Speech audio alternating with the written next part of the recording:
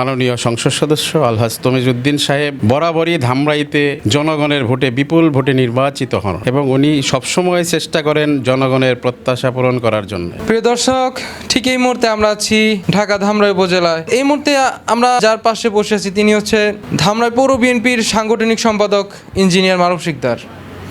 আপনারা জানেন তিনি কিন্তু বিগত আওয়ামী লীগের আমলে জেল জুলুম হামলা মামলা শিকার হয়েছেন। তো আমরা সেই ইঞ্জিনিয়ার মারুফ শিকদার ওনার সাথে কথা বলার চেষ্টা করব। আচ্ছা, আপনি বলবেন, বিগত কয়েকদিন আগে আমরা দেখতে পেলাম নবনির্বাচিত সংসদ সদস্য ধামরাইয়ের জনাব আলহাজ তমিজউদ্দিন, তিনি কিন্তু নির্বাচনের আগে যেই প্রত্যাশা ব্যক্ত করেছিলেন সাধারণ মানুষের কাছে, তিনি কিন্তু সেই প্রত্যাশা রাখার জন্যই বিগত কয়েকদিন আগে সংসদে কিন্তু কিছু কথা তুলে ধরেছে। তো সেক্ষেত্রে এটা আপনি কেমনভাবে দেখছেন ধামরাইবাসীর জন্য? বিসমিল্লাহির রহমানির রহিম। আমাদের মাননীয় সংসদ সদস্য আলহাজ তমিজউদ্দিন সাহেব বরাবরই ধামরাইতে জনগণের ভোটে বিপুল ভোটে নির্বাচিত হন উনি এবং উনি সবসময় চেষ্টা করেন জনগণের প্রত্যাশা পূরণ করার জন্য।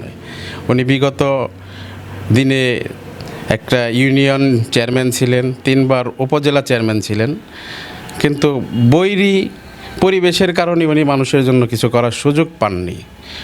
এর মধ্যেও তার বিরুদ্ধে এত বছর সে প্রতিনিধিত্ব করেছেন, তার বিরুদ্ধে কোনো চাঁদাবাজি বা দুর্নীতির কোনো অভিযোগ আজ পর্যন্ত কেউ দেখাতে পারেনি।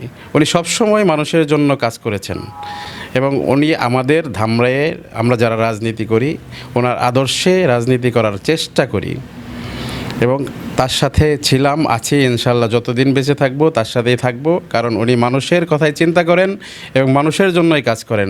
আপনারা দেখেছেন উনি সংসদ নির্বাচনের আগে যে প্রতিশ্রুতি মানুষকে দিয়েছিলেন তারই ধারাবাহিকতায় গত অধিবেশনে উনি ধামরাইতে কি সমস্যা আছে উনি কিন্তু সুন্দরভাবে সংসদে উপস্থাপন করেছেন এবং উনি আপ্রাণ চেষ্টা করে যাচ্ছেন সুন্দর শান্তিপ্রিয় আধুনিক একটা ধামরাই গড়ার জন্য।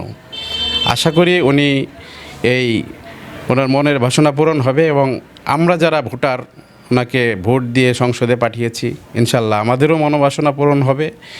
আল্লাহর কাছে দোয়া করি উনি যেন ওনার মনের মতো করে ধামরাই গড়ে যেতে পারেন, আমরা যেন তার সহযোগী হিসাবে কাজ করতে পারি। এজন্য সকলের কাছে আমরা দোয়া চাই, আগামীতে সুন্দর ধামরাই গড়ায় অংশীদার হয়ে থাকতে চাই। সবাই ভালো থাকবেন, সুস্থ থাকবেন।